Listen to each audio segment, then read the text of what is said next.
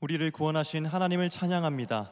다 함께 자리에 일어나셔서 영과 진리로 예배하며 주님 앞에 나아가겠습니다.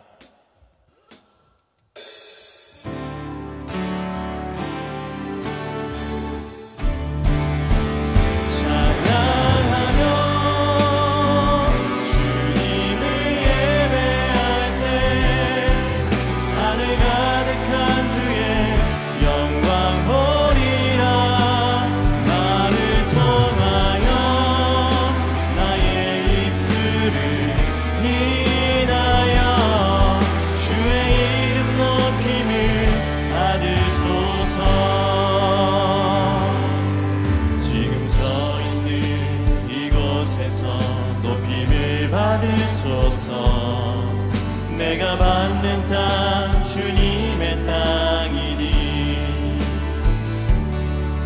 하늘이 주의 이름 높이 올리며 넓은 바다가 주를 노래해 모든 만물 주를 경배해 모든 입술 주를 찬양해 천지를 만드신 만물의 통치자 높임을 받으소서 내 평생에 주의 이름 높이며 어느 곳에서든지 주님을 예배하리라 내가 받는 모든 땅 아버지의 영광이 선포되야 하리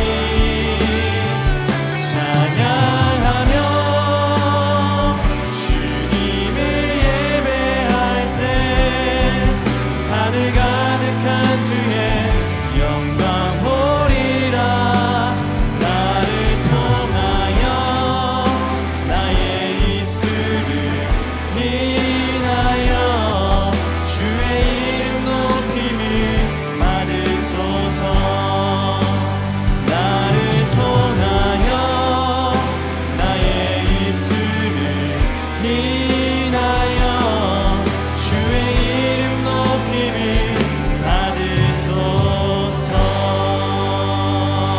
받으소서 새 노래로 여호와께 노래하라.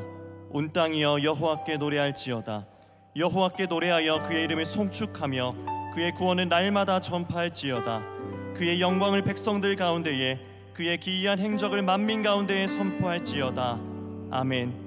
변함없는 사랑으로 우리를 자녀 삼으신 하나님의 구원을 노래합니다. 우리에게 베푸신 놀라운 은혜와 복음의 능력을 찬양하며 예배하오니 주님의 영광이 온 땅에 가득하게 하옵소서. 예수님의 이름으로 기도합니다. 아멘. 주기도문으로 공동체 고백 올려드리겠습니다. 하늘에 계신 우리 아버지여, 이름이 거룩히 여김을 받으시오며 나라가 임하시오며 뜻이 하늘에서 이루어진 것 같이 땅에서도 이루어지이다. 오늘 우리에게 일용할 양식을 주시옵고 우리가 우리에게 죄지은 자를 사하여 준 것 같이 우리 죄를 사하여 주시옵고 우리를 시험에 들게 하지 마시옵고 다만 악에서 구하시옵소서. 나라와 권세와 영광이 아버지께 영원히 있사옵나이다. 아멘.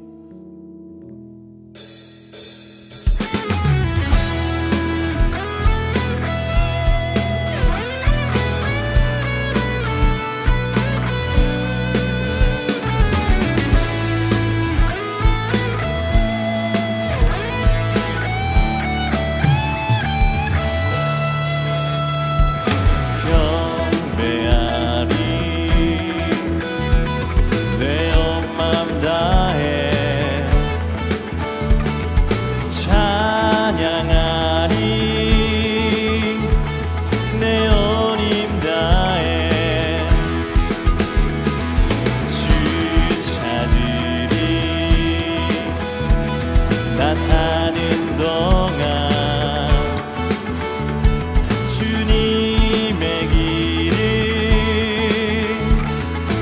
따라가리. 경배하리 경배하리 내 온 맘 다해 찬양하리 내 온 힘 다해 주 찾으리 나 사는 동안 주님의 길을 나 따라가리. 주님만을 경배하리 주님만을 찬양하리 찬양받기 합당하신 존귀하신 주만 높이리.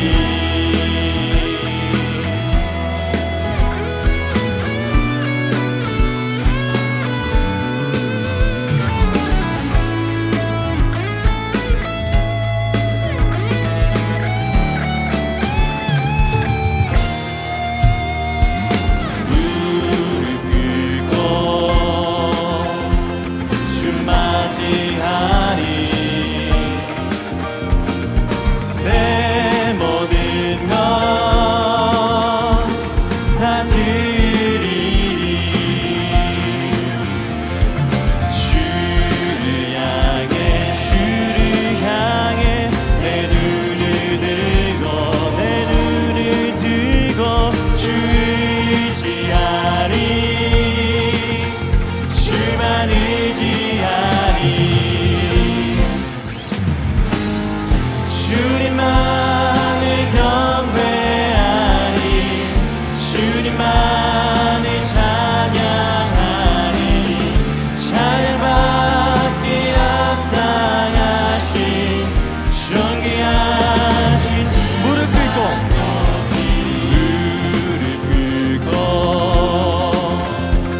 주 맞이하리 주 맞이하리 내 모든 것 다 드리리. 주를 향해 내 눈을 들고 주 의지하리 주만 의지하리. 주님만을 경배하리 주님만을 찬양하리 찬양받기 합당하신 존귀하신 주만 높이리. 주님만을 경배하리 주님만을 찬양하리 찬양받기 합당하신 존귀하신 주님만을 경배하리 주님만을 찬양받기 합당하신 존귀한 주님만을 경배하리 주님만을 경배하리 찬양하리 찬양받기 합당하신 존귀하신 주만 높이리.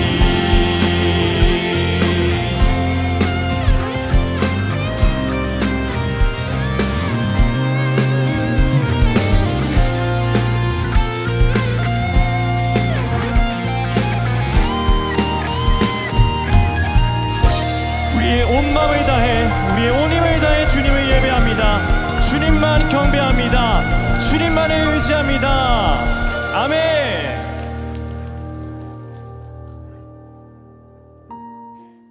자리에 앉아 찬양하며 나아가겠습니다.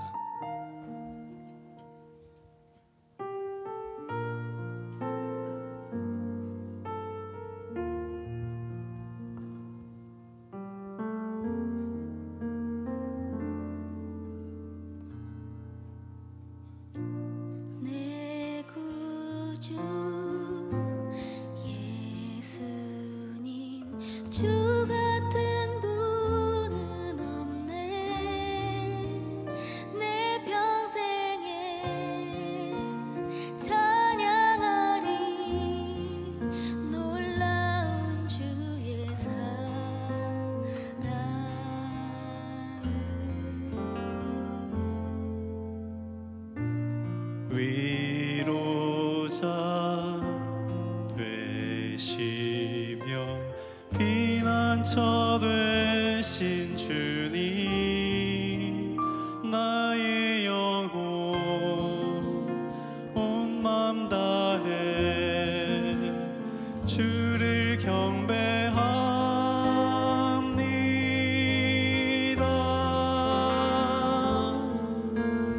온 땅이여 주님께 외쳐라. 능력과 위엄의 왕 되신 주 산과 바다 소리쳐 주의 이름을 높이리. 주 행한 일 기뻐 노래하며 영원히 주님을 사랑하리라. 신실하신 주의 약속 나 바라네.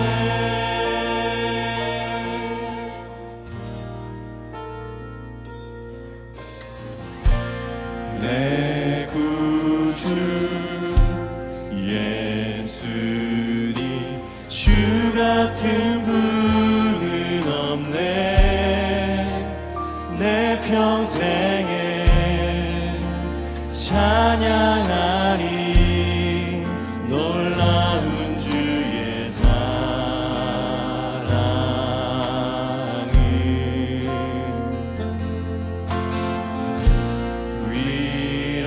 위로자 되시며 피난처 되신 주님 나의 영혼 온 맘 다해 주를 경배합니다.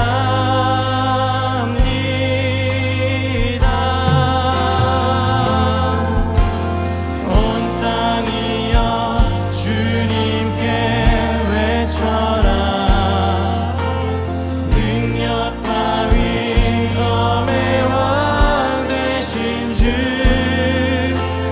산과 바다 소리쳐 주의 이름을 높이리. 주 행한 일 기뻐 노래하며 영원히 주님을 사랑하리라. 신실하신 주의 약속 나 바라네. 땅이여 주님께 외쳐라.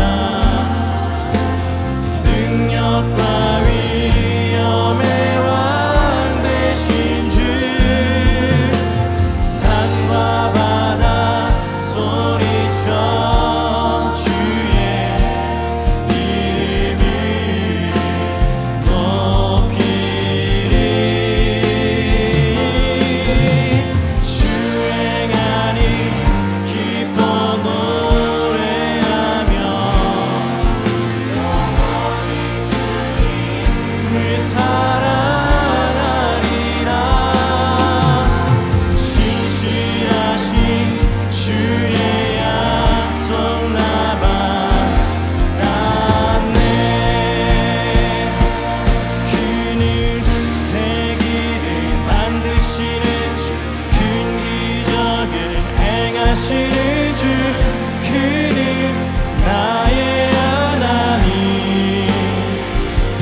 그는 약속을 이루시는 주 빛이 되시네. 그는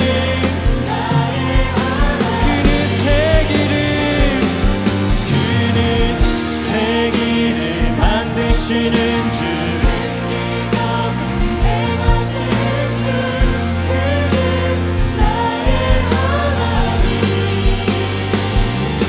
그는 약속을 이루시는 주 그는 나의 하나님.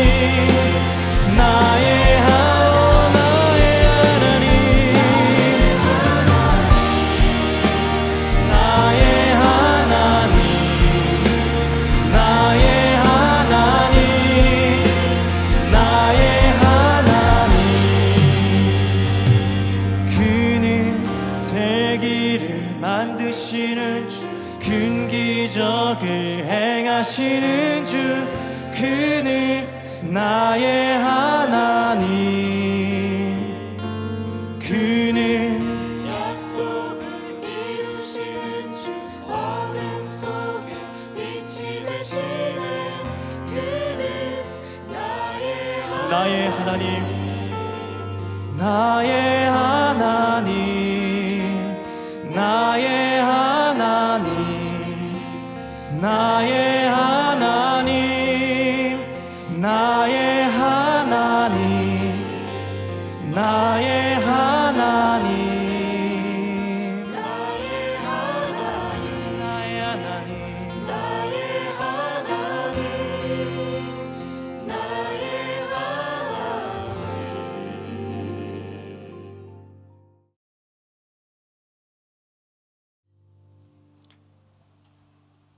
천지를 창조하시고 모태에서 우리를 지으신 하나님을 찬양합니다. 거룩한 날 하나님의 전에 불러주셔서 예배를 드리게 하심에 감사드립니다. 하나님의 크신 사랑과 은혜로 돌봐주심에 감사하면서도 주의 뜻대로 살지 못하고 세상의 방법에 따르는 저희들을 용서하여 주시옵소서. 주님을 믿음에 있어 지난주보다 한 주의 삶이 더 주님을 사랑하는 삶이 되기를 기도합니다. 혜성교회를 사랑하셔서 이제까지 지켜주신 하나님 은혜에 감사드립니다. 앞으로도 주님의 뜻을 이루며 살아가는 신실하고 충성된 자녀로 살아갈 수 있도록 저희들의 삶을 지켜주시옵소서. 서로의 섬김과 나눔에 힘쓰며 복음 전파를 위하여 힘쓰는 혜성 공동체가 되게 하옵소서. 혜성교회 사역의 모든 일을 행함에 앞서 기도하게 하시고 주님이 하시는 것 같이 온 마음과 정성을 다하게 하옵소서. 주님 주시는 선물인 복음 전파를 위하여 열방에서 힘쓰는 선교사님들과 형제교회인 웨이처치, 예수가족교회, 함께 걷는 교회의 미래자립교회의 사역 가운데 하나님 동행하여 주셔서 힘을 얻고 주님의 뜻을 이루는 모두가 되게 하옵소서. 주님의 허락하신 목장 가운데 주인 되어 주시고 동행하여 주셔서 목장을 통하여 전도하게 하시고 서로의 섬김과 나눔이 풍성하여 하나님의 살아계심을 증거하는 목장 되게 하옵소서. 바라옵기는 혜성교회 성도들이 목장을 통하여 목사님 주신 말씀을 나누며 삶을 나눌 때 이곳에서 치유받게 하시고 중보 기도하게 하셔서 성도들이 은혜로 충만하게 하시옵고 영적으로 강건하게 하옵소서. 교회 내 육체의 질병과 정신적 어려움, 관계의 문제와 경제적 어려움에 대한 교우들의 문제를 말씀드리지 않아도 주님 아실 줄 믿습니다. 주님은 말씀만으로도 낫게 하시는 분이심을 믿사오니 주님의 권능으로 저들을 만져주시옵소서. 더욱 주님을 사랑하게 하시고 치유하실 때 기도로 견디게 하옵소서. 주님이 역사하셔서 나음을 받아 주님을 증거하는 모두가 되게 하옵소서. 주일학교와 이야기학교, 한아름 유치원, 경신학원을 하나님이 계획하신 대로 하나님의 뜻을 이루는 데 사용하시길 기도합니다. 이들을 통하여 하나님 기뻐하시는 다음 세대의 주역이 되게 하옵소서. 혜성교회를 위하여 기름 부어 세워주신 정명호 담임 목사님을 영육간에 강건하게 붙들어 주시고 가정 가운데도 하나님 주시는 평안함으로 충만하게 하옵소서. 말씀 전하실 때 성령 하나님 함께 하셔서 성령 충만함으로 하나님의 말씀을 대언하게 하옵소서. 찬양팀의 정성을 다한 찬양을 기쁘게 받아주시옵고 주님 홀로 영광 받아주시옵소서. 오늘도 예배를 위해 곳곳에 섬기는 성도들의 마음에 기쁨이 넘치게 하옵소서. 우리의 생명이신 예수님의 이름으로 기도드립니다. 아멘.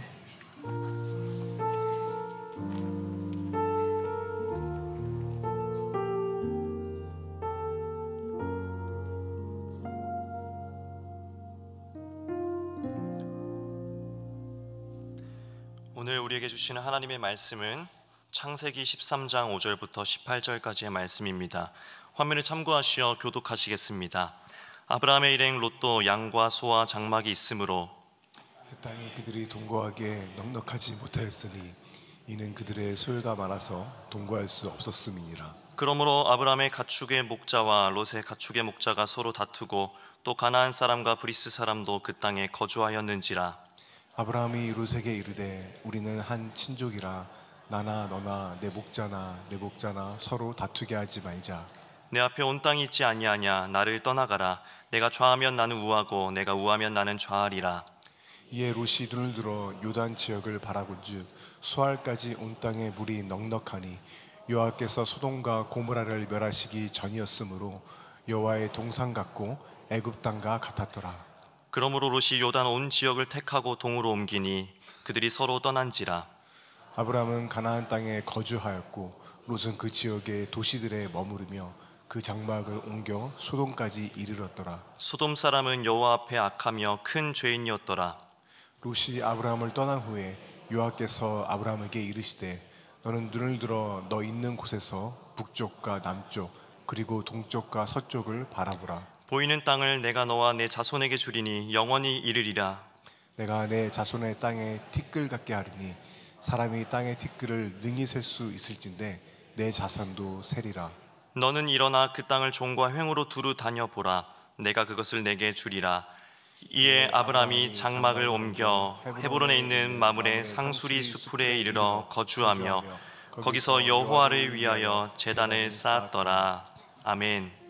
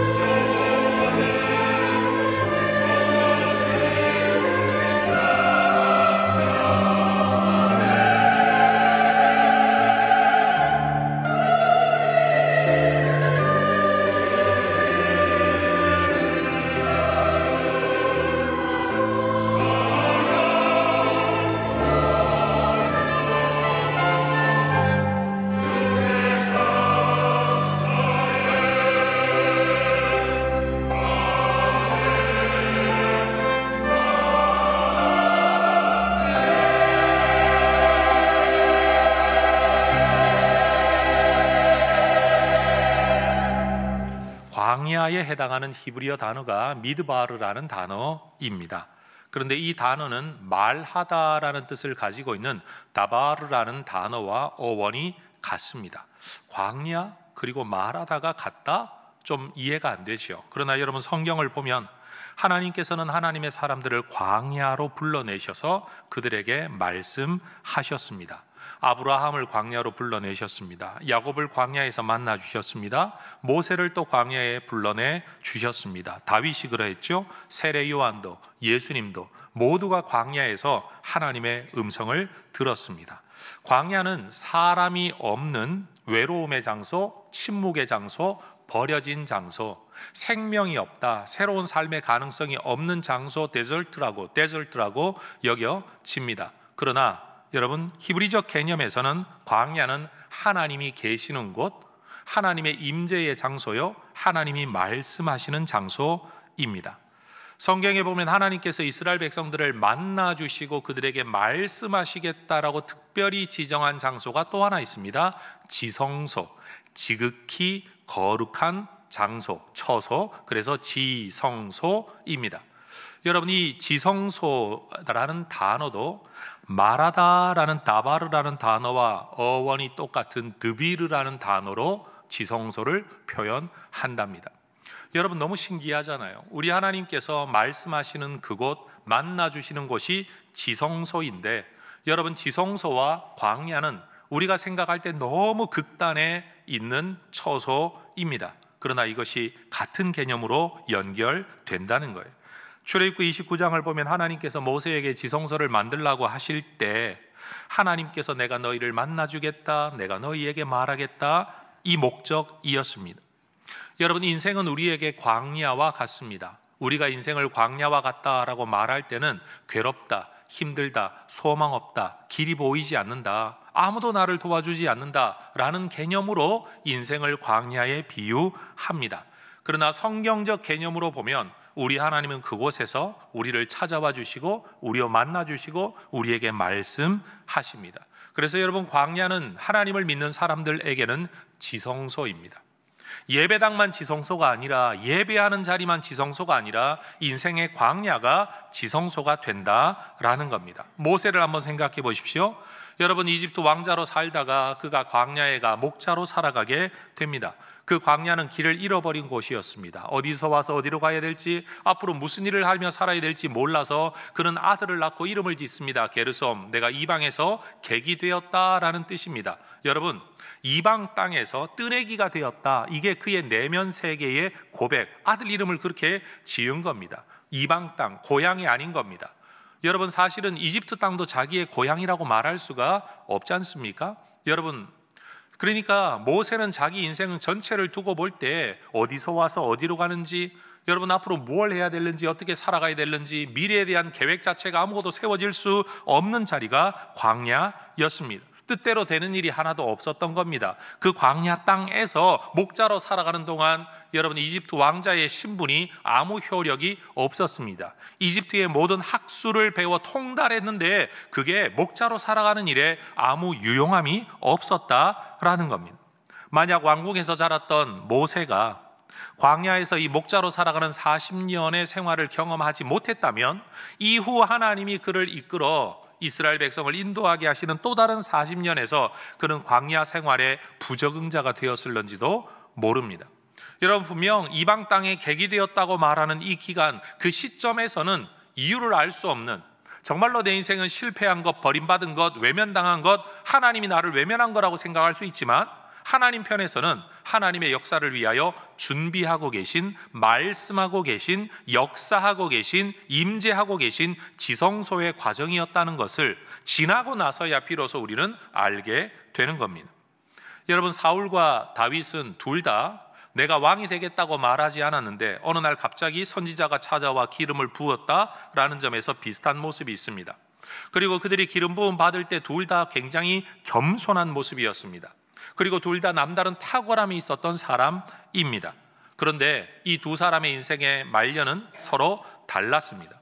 달랐던 차이점을 여러 가지로 설명할 수 있겠지만 가장 큰 차이 하나를 들려면 여러분 다윗은 광야를 경험한 사람이고 사울은 광야를 경험하지 못한 사람이었습니다. 여러분, 우리 인생의 광야가 별반 그렇게 탐탁치 않은 자리이기는 하지만 여러분, 이것이 우리 인생의 하나님의 역사, 하나님의 인도하심의 목적 있는 하나님의 사랑의 징표일 수 있다는 사실을 우리가 좀 인정할 수 있으면 좋겠습니다. 마음으로 감동은 없을 수 있습니다. 왜? 오늘 너무 괴로우면 여러분 그렇게 말하기 힘듭니다. 그러나 머리로라도 인정해야 될 겁니다. 그렇습니다, 주님, 나 하나님을 인정합니다. 나를 사랑하시는 하나님이 나를 인도하고 계심을 내가 인정합니다. 지금은 내가 답을 모릅니다. 괴로워서 괴로움 때문에 힘들다는 생각만 하고 있는데 언젠가는 이것 때문에 하나님 앞에 감사하게 되는 날이 올 것을 기대합니다. 여러분, 이것이 예수 믿는 사람이 자기 영혼을 향해 명령해야 될 내용이지요. 여러분, 시편의 기록자도 말하지 않습니까? 내 영혼아, 왜 염려하느냐? 왜 낭망하느냐? 왜 불안해하느냐? 여러분, 불안하지 않았다면 그렇게 말하지 않았을 겁니다. 내 안에 두려움이 있고 불안함이 있으니까 자기 스스로 믿음으로 선포하는 겁니다. 왜 염려하느냐? 왜 불안해하느냐? 하나님이 너와 함께한다. 주님을 바라보라. 그의 손을 바라보라. 여러분, 이것이 믿음의 사람이 가져야 할 자기 명령이라는 사실입니다. 그러니 믿음의 길에 들어선 우리는 우리의 외로운 삶의 현장을 두고 단순히 광야라고만 말해서는 안 됩니다. 우리는 거기에 한마디를 더해야 됩니다. 광야 같지만 여기가 지성소이다. 태어났으니까 살아간다, 맞는 말이죠. 그러나 우리는 거기에 한마디 더 해야 됩니다. 여기서 나는 하나님을 만날 것이다. 나는 이 자리에서 우리 하나님과 동행하게 될 것이다. 광야는 버려진 장소가 아니라 오히려 배워가는 장소이다. 하나님을 더 깊이 알아가는 장소다라는 겁니다. 따라하십시다. 광야 같은 내 삶의 자리가 지성소입니다. 여러분, 우리의 삶의 자리가 지성소인 줄로 믿습니다. 하나님은 여러분의 직장과 문제 상황에서 말씀하십니다. 여러분이 싱크대 앞에 꿇어 엎드려 탄식하며 눈물을 흘리는 그 자리에서 주님 만나주시고 말씀하시는 거기가 지성소가 될 것입니다. 여러분, 이러한 인생의 광야 과정 속에서 결국 우리는 하나를 생각해야 합니다. 그건 뭐냐면, 내 인생이 이렇게 광야라면, 그런데 그 광야가 지성소라면, 거기서 주님이 내게 말씀을 하신다면 나는 인생의 광야를 거치면서 어떤 모습으로 성장해 가야 되느냐라는 겁니다. 돈을 더 번다, 이건 우리가 결정할 수 없습니다.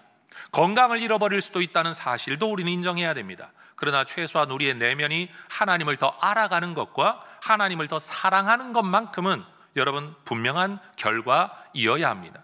여러분, 처음 신앙생활 초창기에 받은 은혜가 너무 커서 그 첫사랑의 은혜에 대한 기억을 우리가 강렬하게 가지고 있을런지 모르지만 사실 시간이 지나면 지날수록 하나님을 향한 사랑이 더 커지는 게 정상이고 하나님에 대한 이해의 깊이가 더해가는 것이 정상이어야 합니다.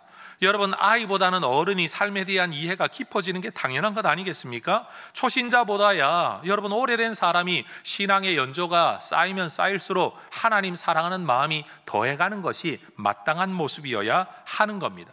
하나님은 아브라함을 그렇게 만들어 가십니다. 우상을 팔아 생계하였던 집안 자손이었던 사람이 아브라함입니다. 그가 믿음의 조상 아브라함으로 성장하기까지 여러분 그 인생에 몇 개의 중요한 사건이 있습니다. 아브라함은 하나님께서 창세기 12장에서 그를 부를 때에 갈 바를 알지 못하고 순종하는 대단한 믿음의 모습을 보여줍니다. 그런데 그렇게 인도당했던 그가 정작 가나안 땅에 들어갔을 때 그 땅에 기근이 임하자 그는 그 땅을 버리고 이집트로 가려고 합니다. 먹고 사는 문제 앞에서 그는 하나님에 대한 신앙보다는 여러분 사는 문제를 먼저 쫓아가는 겁니다. 아브라함이 버리고 떠난 그 땅은 하나님께서 너와 너의 자손에게 주겠다고 약속하신 땅이었습니다. 물론 창세기 12장 10절에서 아브라함이 애굽에 거류하려고, 다시 말해 잠깐 거기서 살아가려고 애굽으로 내려갔다고 기록함으로써 아브라함이 영구 이주를 목적으로 한 게 아니라 이 기근의 때를 잠깐 면하기 위해 내려갔다 돌아올 계획이었다는 것을 성경도 기록하고 있습니다. 그러나 본문의 기록만 두고 볼 때 여러분 하나님께서 가라고 하는 땅으로 가라라고 말씀하실 때는 순종했던 그가 이집트로 내려갈 때는 하나님 앞에 물었다는 성경 기록이 하나도 등장하지 않습니다. 하나님과 상의했다, 하나님께 기도했다, 하나님의 지시를 받았다, 이런 내용이 하나도 없는 겁니다. 먹고 사는 문제 앞에서 아브라함은 눈에 보이지 않는 하나님보다는 눈에 보이는 문제를 먼저 따라가는 아주 일상적이고 일반적인 사람의 모습을 그대로 보여줍니다. 저는 아브라함이 믿음이 없다는 말을 하고 있는 게 아닙니다. 여러분, 본토 친척 아비집을 떠나는 믿음의 사람도 인생의 어떤 문제 앞에서는 특별한 하나님에 대한 생각 없이 살아갈 수 있다는 것을 저는 오히려 이야기하고 있는 겁니다. 그리고 먹고 살기 위해 떠난 그 애굽 땅에서 그는 어떤 일을 만날는지 알 수 없다는 두려움을 가지고 있었습니다. 특별히 목숨의 위협도 중요했지만 자기가 볼 때 자기 아내가 너무 이뻐가지고, 여러분 이런 남편이 몇 명이나 될는지 알 수는 없겠습니다만, 자기 아내가 너무 이뻐서 만약에 생길 상황을 대비하여 아내와 약속을 합니다. 누군가가 너와 나의 관계를 묻거들랑 우리 오누이라고 말하기로 하자라고 약속을 합니다. 근데 진짜로 그런 일이 일어나죠. 그 땅의 통치자가, 여러분 이 여인이 너무 아리따우니까 네 여동생 내가 아내로 삼고 싶다라고 데리고 갑니다. 여러분, 아내라고 말하지 않고 오누이라고 말을 했으니 막을 길이 없습니다. 자기 아내를 데리고 가는데도 말리거나 막아설 수가 없습니다. 뜨내기로서 한 지역의 통치자에게 맞설 힘이 없었기 때문에 어쩔 수 없는 일이었을 겁니다. 그런데 여러분, 창세기 12장 16절을 보면 여러분, 자기 아내를 여동생이라고 하고 떠나보내는데 여동생을 보낸 빙패물로 아브라함이 얻는 게 있습니다. 양, 소, 노비, 암수, 나귀와 낙타. 여러분, 뭔가 이익을 얻고는 있는데 우리는 이런 모습을 보고 야, 아브라함이 복을 받았다라고 말하기에는 너무 이상하잖아요. 한마디로 마누라 팔아먹고 얻는 재산, 여러분 이것을 당연한 것으로 받아들이고 있는 이 처지와 상황을 두고서 이게 뭐 대단한 믿음의 조상의 모습인가 싶은 생각이 우리에게 드는 겁니다. 만약 하나님의 개입이 없었다면 아브라함은 정말로 자기 아내를 빼앗기고 어쩌면 죽임당하거나 아니면 내어 쫓겼을런지도 모릅니다. 그런데 하나님은 직접 개입하셔서 그 사람의 아내다, 돌려줘라, 돌아가게 해라. 나중에는 그 통치자가 화를 내죠. 너 여동생이라고 말하지 않았냐? 왜 내게 거짓말했느냐? 라고 오히려 책망받는 일이 일어납니다. 먹고 사는 문제에서도 일반적인 모습을 보여주었던 아브라함은요, 죽고 사는 문제 앞에서도 일반인의 모습을 그대로 보여줍니다. 여러분, 믿음의 사람이라고 해서 인생의 모든 문제에서 항상 믿음대로 사는 건 아닌 것 같습니다. 교회에서 신앙의 모습을 보여주는 헌신의 사람이라고 해서 자녀 양육에서도 믿음의 모습이 나타나겠나? 직장 생활할 때도 믿음의 모습이 나타나겠나? 여러분, 우리는 그렇게 기대하지만 실제로는 그렇지를 못합니다. 한 분야의 엄청난 전문가라고 해서 삶의 모든 분야의 전문가가 아닌 것처럼, 한 분야의 깊은 통찰력을 가지고 있다고 해서 삶의 모든 영역에서 똑같은 통찰력을 가지고 있는 게 아닌 것처럼, 우리의 신앙도 알고 보면 어떤 부분에서는 대단할 수 있지만 어떤 부분에서는 정말 부끄러울 수 있는 게 우리의 모습인데, 아브라함도 그랬다라는 겁니다. 여러분, 신앙의 초기에는 이런 일이 많습니다. 하나님은 아브라함을 책망하지 않으십니다. 먹고 사는 문제 때문에 내려갔다고 뭐라고 하지 않으시고, 아내 넘겼다고 그것 때문에 하나님이 뭐라고 하지 않고 오히려 뒤치다꺼리를 다 해주십니다. 마치 아이가 갓난아기에 그 모든 필요를 부모가 직접 다 챙기는 것처럼 말이에요. 그런데 여러분, 문제는 나이가 1살, 2살, 10년, 20년이 지났는데도 여전히 부모가 똑같은 뒤치다꺼리를 하고 있다면 이건 문제입니다. 신앙도 그렇습니다. 여러분, 초신자 때는 우리가 특별한 은혜가 많습니다. 여러분, 예배당에 나와 앉기만 해도 막 눈물이 나고 기분이 막 행복해지고 기뻐지는 것 경험해 보신 적 있습니까? 여러분, 설교 반응이 너무 없으셔서 제가 여러분이 스스로 한번 질문하게 해보겠습니다. 옆에 분 한번 여쭤보십시다. 예수 믿는 초창기에 그런 기쁨 누려본 적이 있으십니까? 대답해 보세요. 여러분, 어떤 분들은요, 예배당에 나와 앉기만 해도 눈물이 흐른대요. 어떤 분들은 나와 앉기만 해도 목사가 그렇게 이뻐 보이더래요. 교회 나오기만 하면 행복하고요, 교회당에 떨어져 있는 쓰레기를 줍고 청소를 해도 막 찬송이 저절로 흘러 나온대요. 근데 우리가 그런 말 있죠. 여러분, 결혼해서 한참이 되었는데도 나는 당신을 보면 아직도 가심이 뛰어, 그러면 심장 질환이라고. 네. 근데 여러분이 신앙생활 오래 하면 그때 그 감동과 마음이 똑같지 않습니다.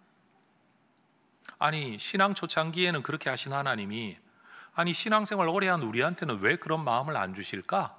우리는 사실 궁금합니다. 그런데 여러분 꼭 기억하십시오. 우리 하나님, 우리를 어떻게 다루시느냐? 우리가 우리 자녀를 다룰 때처럼 다루십니다. 자기 힘으로 아무것도 할 수 없을 때는 모든 것을 챙깁니다. 그러나 때가 되면 걸어야 합니다. 걸으려면요, 엎어져야 됩니다. 자빠져야 됩니다. 넘어져야 됩니다. 그 다치는 과정이 반복되어져야 비로소 걸을 수 있고, 또 걷다가 뛰면 또 엎어집니다. 그런데도 부모는 그것을 기다려 보아야 합니다. 왜요? 이 아이가 자라나야 하니까요. 여러분, 하나님은 우리가 믿음으로 살아갈 때 그냥 믿음 있으면 믿음은 그저 저절로 되는 것, 한 번 가진 믿음은 어디에서나 다 통용되는 것처럼 여기지만 실제로는 그렇지 않습니다. 삶의 모든 과정 속에서 훈련과 연단의 과정을 통해 다듬어져야 됩니다. 엎어지고 자빠지는 일이 훨씬 더 많습니다. 그런데 언제부터인가 그게 당연하게 여겨지는 일이죠. 예를 들어 주일날 예배 오는 게 아직도 씨름인 분들이 있을 겁니다. 교회를 가야 되나 말아야 되나 매주일마다 엎어지고 자빠지면서, 여러분, 어떨 때는 걷고 어떨 때는 자빠지는 분이 계실 겁니다. 그런데 여기 상당수 분들은 주일이 되면 고민하지 않고 그냥 당연히 가는 것, 당연히 걸어가는 것이라는 모습을 가진 분들이 계실 겁니다. 그게 바로 연습이고 훈련이라는 겁니다. 시간이 흐르는 동안 아브라함이 그렇게 성장해 갔습니다. 여러분, 이 아브라함이 이 인생의 모든 과정을 지내는 동안 그의 조카 롯도 그와 함께하고 있었습니다. 창세기 12장 4절을 보면 그의 조카 롯도 그와 함께하고 있었다라고 성경이 분명히 기록합니다. 근데 조카 롯이 한 사람만 있었던 게 아니라 사실은 그의 가족들이 함께 있었고 그의 식솔들이 함께 있었고 그의 딸린 종들도 함께 있었으니 사실은 하나의 그룹이었습니다. 시간이 흐르면서 많은 가축으로 인해 여러분, 하인들끼리 다툼이 일어납니다. 왜요? 내 양에게 좀 더 좋은 목초지를 차지하게 하기 위해서 재산이 늘면 늘수록 갈등이 커지는 겁니다. 그렇죠? 여러분, 아이들이 덩치가 작을 때는 여러분 한 방에 둘이고 셋이고 재우고 살아도 문제가 안 되는데 크면 클수록 아이 하나에게 한 방이 필요합니다. 옛날에는 넉넉했던 집이 점점 좁아지는 겁니다. 지금 아브라함이 그런 상황을 맞이한 겁니다. 여러분, 같은 상황을 경험했습니다. 같은 삶을 살아봤습니다. 같은 출발을 했습니다. 그런데 결정적인 순간이 되자 이 두 사람에게서 뭔가 큰 차이가 하나 발견됩니다. 나이와 지위로 보아 우선권이 있었던 아브라함이 여러분, 더 좋은 땅을 차지하기 위한 우선 선택권을 조카에게 양보합니다. 네가 오른쪽을 택하면 내가 왼쪽으로 갈 거고, 네가 왼쪽을 택하면 내가 오른쪽으로 갈게. 내가 남는 거 할게. 네가 먼저 선택해라. 반면 롯은 이 주어진 기회를 양보하지 않습니다. 그는 눈으로 더 좋은 알짜배기 땅을 선택합니다.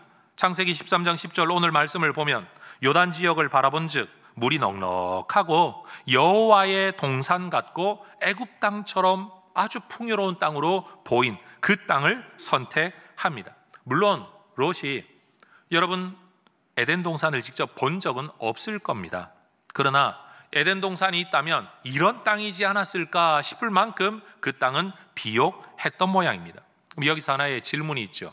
여러분, 롯이 좋은 땅을 좋은 땅이라고 알아볼 수 있었다면 아브라함은 그 땅이 좋은 땅인 줄 몰랐을까요?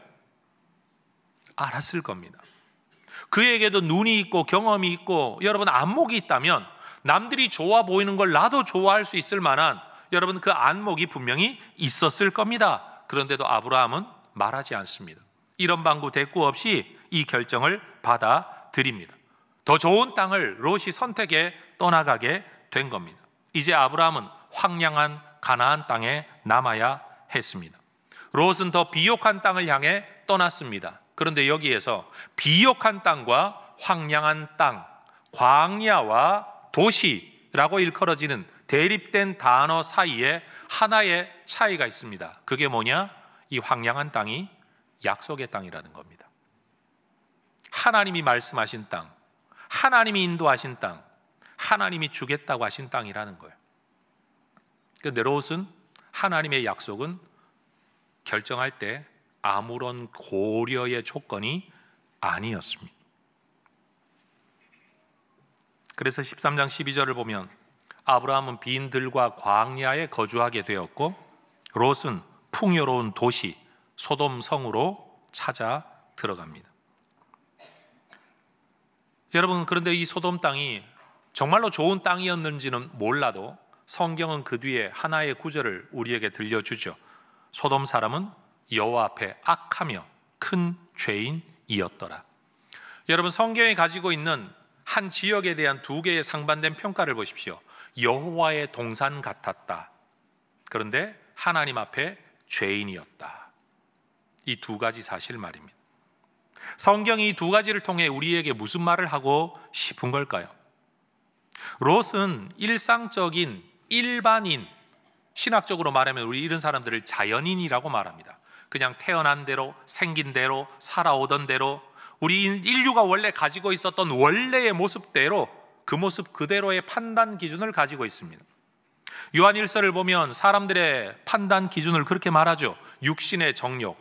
여러분, 이게 굳이 나쁘다는 뜻이 아닙니다. 몸이 원하는 것 따라서. 두 번째, 안목의 정욕, 눈에 보이기에 좋은 것 따라서. 세 번째, 이생의 자랑, 사람들이 더 좋아하는 것 따라서. 여러분, 그렇지 않습니까? 우리도 이쁜 것 이쁜 줄 알고, 멋진 거 멋진 줄 알고, 좋은 거 좋은 줄 압니다. 흔히 말해요. 역시 돈을 많이 주니까 때깔이 다르구나 라고 말하는 거 우리가 하는 말 아닙니까? 여러분, 우리도 그런 안목이 다 있습니다. 문제는 뭐냐?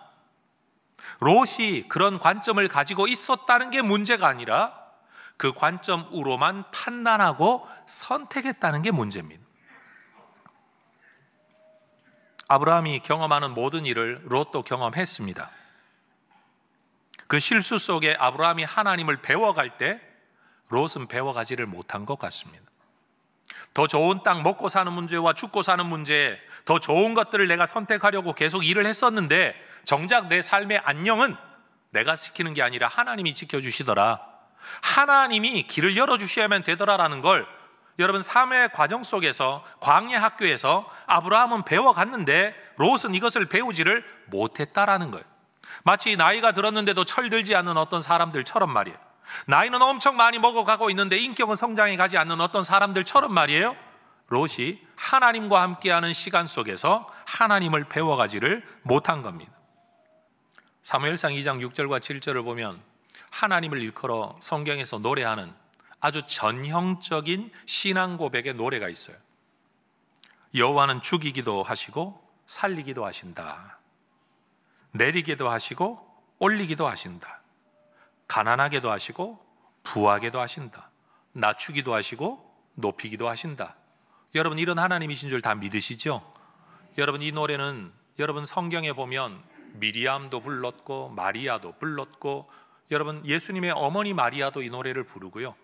여러분, 이 정말로 성경이 말하고 있는 하나님 주권에 대한 철저한 신앙의 고백의 노래예요.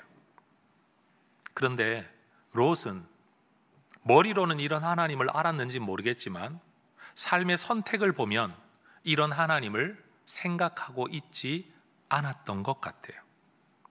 그 결과가 뭡니까? 롯은 좋은 땅과 도시, 에덴 동산 같은 곳에서 실패하는 인생을 살았어요. 아브라함은요, 황량한 광야에서 하나님과 동행하는 복의 근원으로 살았어요. 우리는 이 두 사람의 모습을 통해 이런 표현이 가능할 것 같아요. 하나님 안에서 어디에서든지 살아가겠다는 사람과 하나님 없더라도 좋은 곳에서 살아가겠다라는 사람의 차이 말입니다. 자, 따라하십시다. 안목이 믿음입니다.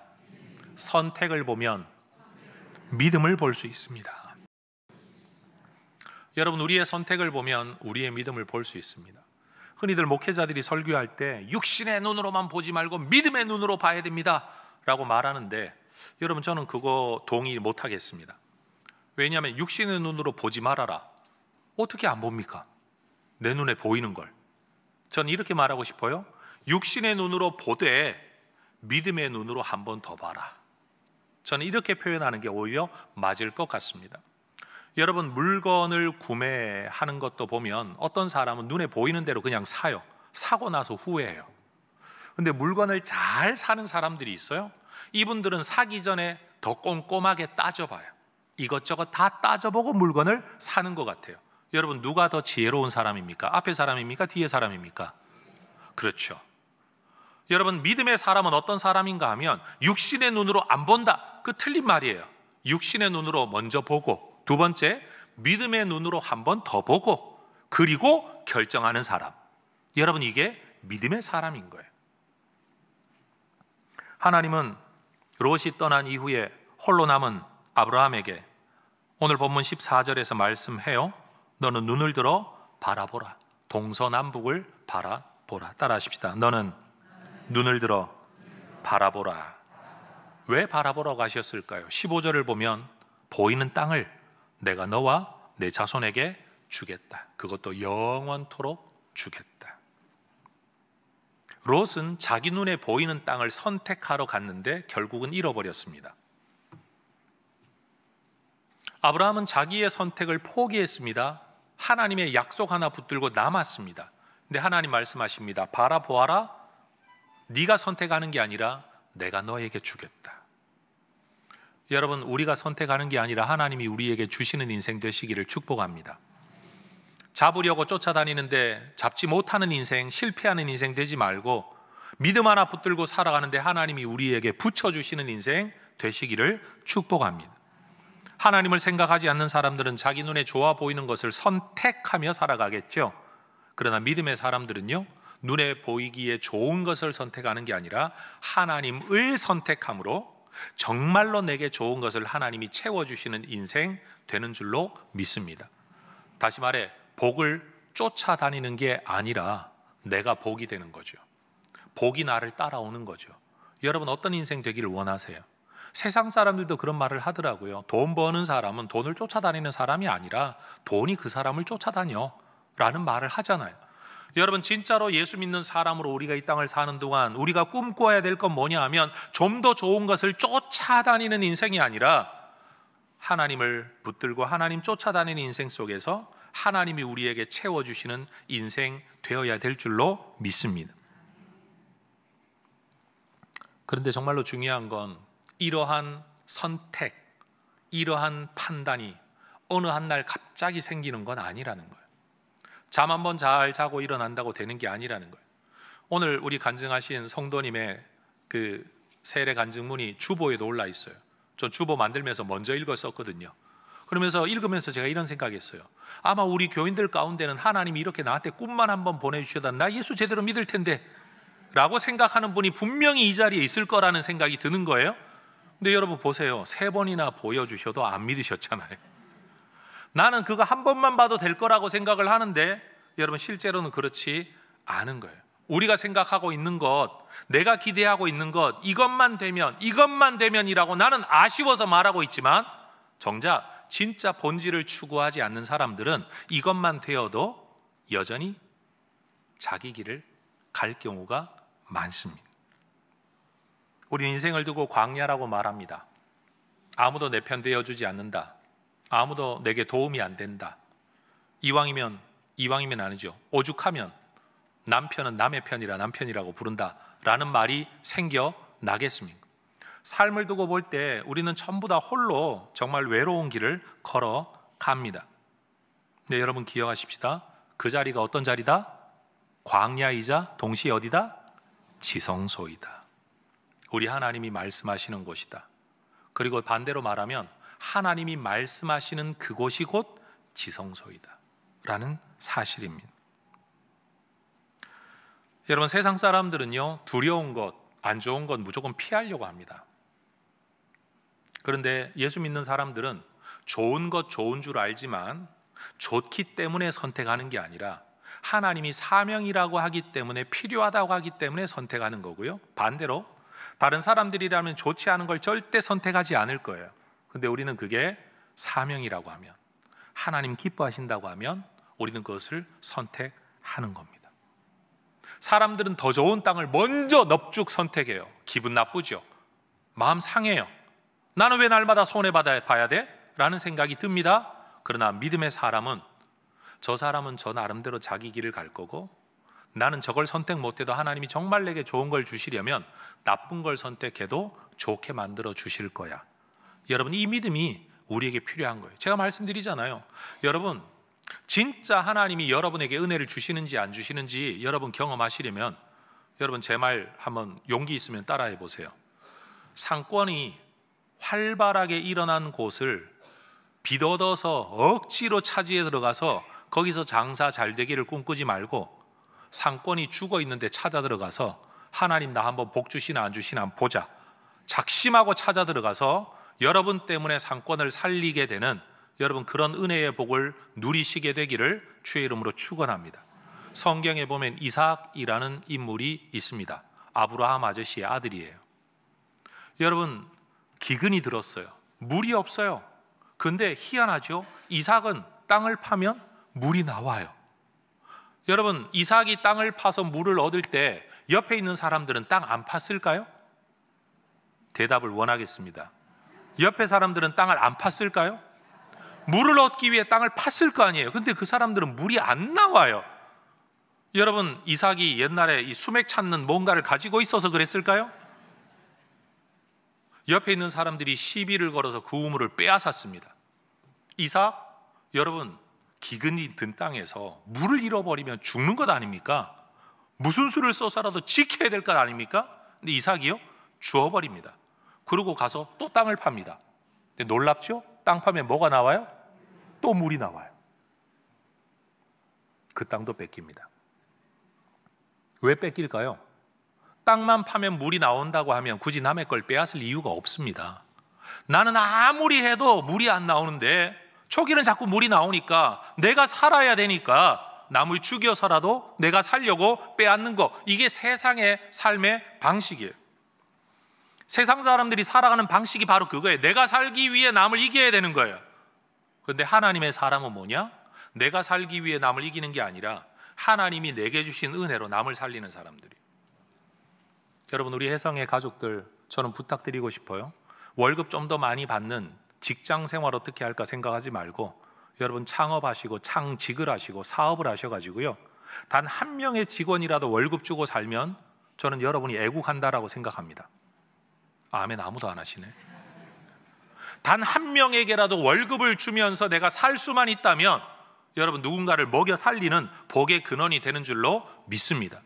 갑질 이런 거 제발 하지 마시고요, 은혜로 하나님의 은혜를 나누는 하나님의 복의 통로 말입니다. 여러분 롯은 되는 걸 택해 갔습니다. 그러나 하나님이 없었기 때문에 망했습니다. 아브라함은 황량한 빈들판에 남았습니다. 그러나 그가 붙드는 것은 하나님의 약속이었습니다. 결국 그는 아브라함 복의 근원이 되었습니다. 성경은 예수님에 대하여 좀 이해하기 힘든 성경 구절 하나를 우리에게 들려줍니다. 히브리서 5장의 말씀이에요. 그가 아들이시면서도 받으신 고난으로 순종함을 배워서 온전하게 되셨다. 배워서 온전하게 되셨다? 그럼 예수님 원래 온전하지 않으셨나? 이런 궁금함을 우리가 가지게 되지요. 예수님의 온전함은 도대체 뭔가? 배워야만 되는 건가? 원래 온전하지 않으셨다는 말인가? 그런데 여러분 한 걸음 떨어져서 이 구절을 이해하려고 한다면 이런 이해가 가능할 것 같아요. 받으신 고난, 광야와 같은 인생 여정 가운데 순종함을 통해서 온전하게 되셨다. 이해가 되십니까? 광야와 같은 과정 속에서 순종을 선택하심으로 온전하게 되셨다. 뭐가 온전하게 되었어요? 하나님의 구원의 뜻이 온전하게 되었죠. 우리를 향한 구원이 완전히 온전하게 이루어지게 된 거죠. 예수님이 이 땅에 오신 사명도 온전히 실현되게 된 겁니다. 예수님의 능력이나 인성이나 그의 성품의 부족함이 채워졌다는 뜻이 아니라 하나님의 계획이 온전하게 되었다. 뭘 통해? 순종이라는 선택을 통해. 어디에서? 받으신 고난, 광야와 같은 과정 속에서 말이에요.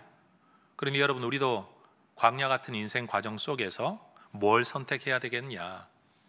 순종을 선택해야죠. 말씀 선택하는 거죠. 좋은 것 쫓아다니는 게 아니라 약속을 쫓아다니는 거죠. 내가 이렇게 하면 될 줄 아는데 믿음의 양심으로 나는 하지 않겠어. 하나님 기뻐하시지 않는 방법이니까 나는 손해를 보겠어. 손해 보는 거 내 분명히 인정해. 그러나 언젠가는 하나님이 이것 때문에 갚아 주실 거야. 여러분, 이 선택을 우리가 하게 된다면 우리 인생에 하나님의 뜻이 이루어지고 하나님의 계획이 이루어질 줄로 믿습니다. 우리가 이런 이야기 참 잘 하잖아요. 여러분, 요즘은 TV에서 그런 이야기 별로 안 보여주던데, 여러분, 중요한 보직에 인사청문회 할 때마다 우리가 아쉬워하는 게 있잖아요. 꼭 하나씩 걸리잖아요. 그렇죠? 저 잘난 사람들, 저 잘 나가는 사람들이 꼭 한두 개씩 걸려요. 앉아서 보면서 그런 말 하는 거죠. 오늘 이 자리에 자기가 있을 걸 알게 되면 옛날에 그 짓을 했을까? 그 일을 했을까? 절대 안 했을 거예요. 그냥 자기 자리에서 뭔가를 더 잘 살아보려고, 손해보지 않으려고 남들이 하는 방법대로 살아왔는데 어느 날 더 좋은 자리로 자기를 끌어가겠다고 하니까 그 자리는 탐나는데 살아왔던 삶이 자꾸만 자기 발목을 잡는 일들이 일어나는 거죠. 여러분, 우리 하나님께서도 우리를 쓰려고 하실 때 여러분, 우리의 부족함이 우리의 인생의 발목을 잡지 않게 되기를 주의 이름으로 축원합니다. 여러분, 조바심에 빠지고 두려움에 빠지고 불안에 빠지고 염려에 빠지면 자꾸 딴 길을 선택해요. 이 아브라함도 나중에 이스마엘 하나 또 낳잖아요. 그러니까 믿음의 사람이라는 게 한 번의 믿음이라고 해서 계속 믿음으로 사는 게 아닌 것 같아요. 여러분, 죽을 때까지 평생 우리 아마 이 싸움을 하게 될는지도 모르겠습니다. 말씀을 맺겠습니다. 여러분, 우리 하나님의 말씀, 다바르, 말하다, 말씀. 여러분, 이 말씀이 광야에서 들려질 때 광야는 지성소가 됩니다. 인생 광야, 우리 하나님이 말씀으로 찾아오시면 거기서 하나님의 역사가 일어날 줄로 믿습니다.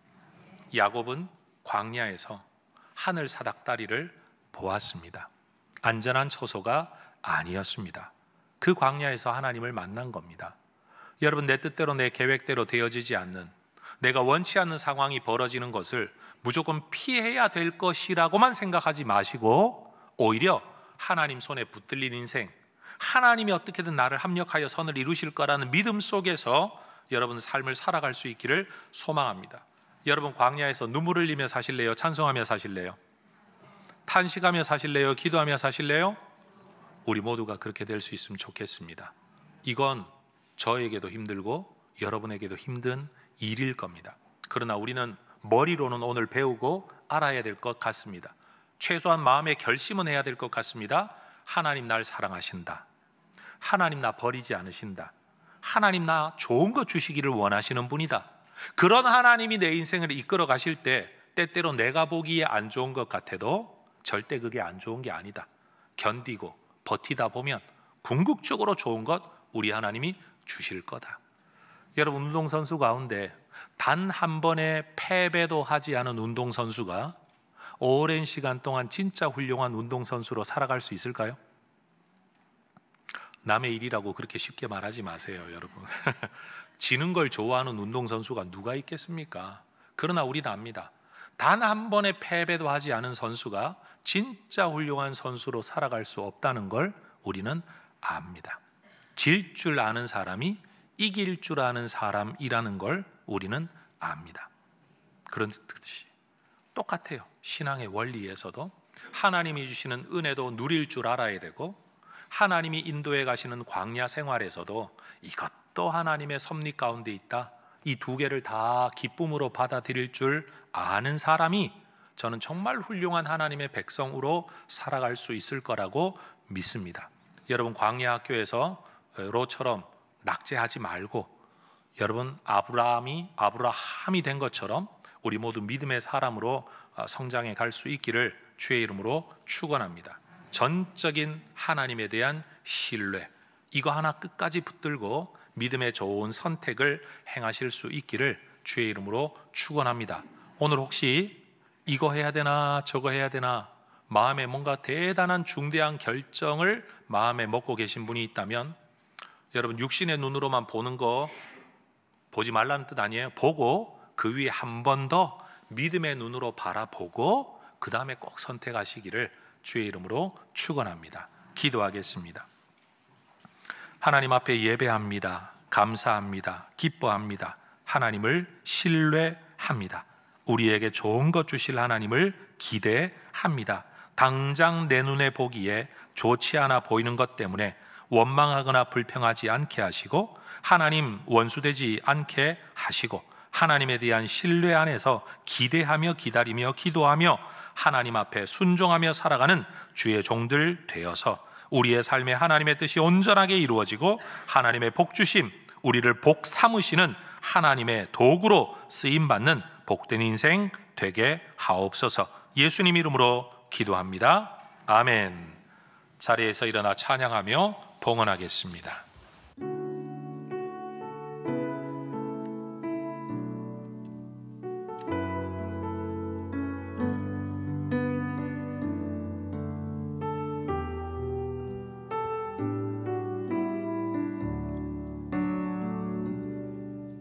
왜 나를 깊은 어둠 속에 홀로 두시는지, 어두운 밤이 왜 그리 길었는지, 나를 고독하게 나를 낮아지게 세상 어디도 기댈 곳이 없게 하셨네.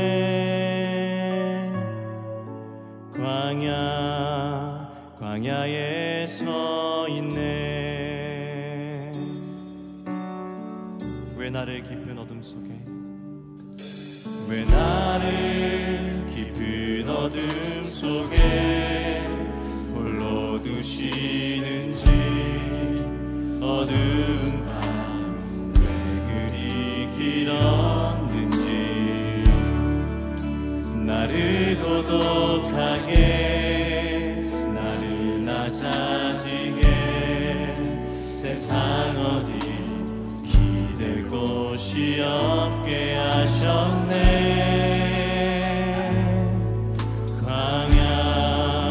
광야에 서 있네.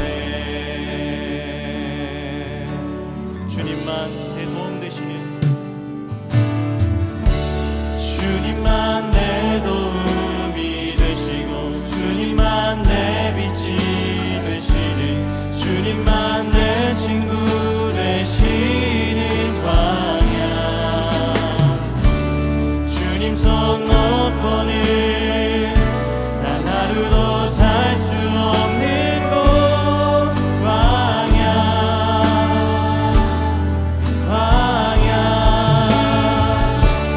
주께서 나를 사용하시려, 나를 더 정결케 하시려, 나를 택하여 보내신 그곳 광야. 성령이 내 영을 다시 태어나게 하는 곳,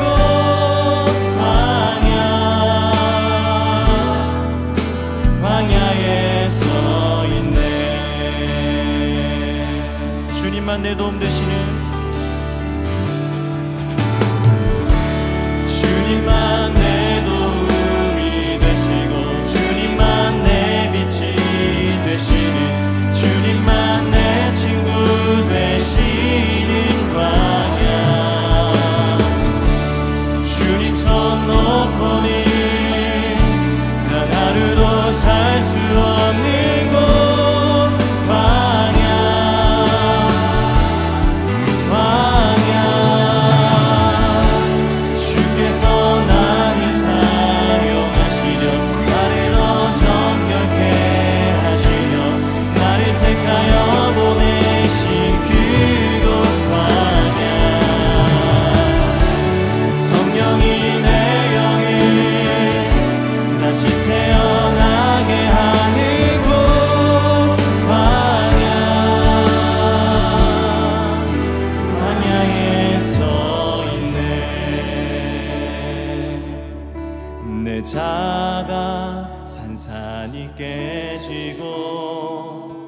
높아지려 했던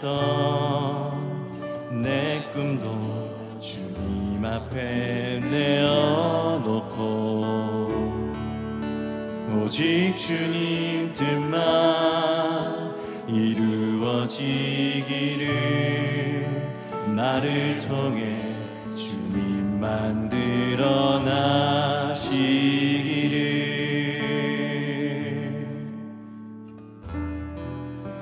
광야를 지나며.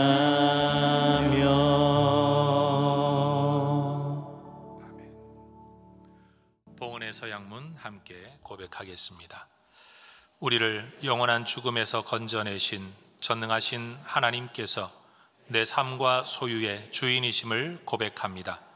은혜로 채워주시는 모든 것들을 지혜로운 청지기로 바르게 사용하겠습니다. 살아가는 동안 물질의 어려움이 있더라도 합력하여 선을 이루시는 아버지 하나님을 더욱 의지하겠습니다. 하나님 나라와 교회 공동체를 세워가는 일에 몸과 마음과 물질로 기쁘게 헌신하겠습니다. 내 삶의 필요를 따라 좋은 것으로 넘치도록 후히 베풀어 주실 하나님을 기대합니다. 아멘. 하나님께서 우리를 인생의 광야로 인도하시는 것은 우리를 억지로 괴롭히시려 함이 아니라 오히려 주의 사람으로 만들어 가시고 정금처럼 빚으시기 위함인 줄로 믿습니다. 그 하나님을 신뢰합니다. 오늘 내 삶을 내가 해석할 수는 없지만 하나님을 신뢰합니다. 믿음 붙들고 살아내면 언젠가는 주의 뜻이 이루어지고 주의 뜻이 드러나게 될 줄로 믿습니다. 오늘을 살아낼 힘을 믿음 안에서 발견하게 하옵소서. 그리고 우리의 삶의 변화와 성장을 통하여 하나님을 더 기뻐하게 되는, 하나님을 더 사랑하게 되는, 하나님을 더 경외하게 되는 참 신앙의 사람으로, 아브라함으로 머물지 아니하고 아브라함으로 변화시켜 가실 것을 기대합니다. 이 하나님에 대한 신뢰 때문에 인생 광야 기간을 믿음으로 살아내게 하시고 견디게 하시고 오히려 소망하며 하나님 앞에 살아가는 주의 종들이 되게 하옵소서. 하나님에 대한 믿음과 신뢰를 가지고 하나님 앞에 예물을 내어드리고 시간과 봉사의 헌신을 내어드립니다. 또 예배합니다. 하나님, 이것을 억지가 아니라 기쁨으로 여기며 살아갈 줄 아는 주의 종들 되게 하옵소서. 내 것을 주님께 드리는 것이 아니라 주님 기뻐하시는 일에 쓰임받는 영광으로 생각할 줄 아는 하나님 나라의 귀한 종들 되게 하옵소서. 우리의 성교회가 하나님 시간이 가면 갈수록, 역사가 쌓이면 쌓일수록 하나님 경직되는 교회 공동체가 아니라 더 사랑하며 더 경외하며 더 전도하며 더 열심내며 더 유연하며 하나님 나라를 위해 더 살아 움직이는 아름다운 부흥의 공동체 되게 하여 주시옵소서. 예수님의 이름으로 기도합니다. 아멘. 주 예수 그리스도의 은혜와 아버지 하나님의 사랑과 성령 하나님의 특별한 역사가 인생 광야 학교를 지나는 동안 하나님 더 기뻐하는 인생으로, 하나님 더 사랑하는 삶으로 성장 변화해 가기를 소망하는 우리 모든 애성가족들 위해 이제와 영원토록 함께 있을지어다. 아멘.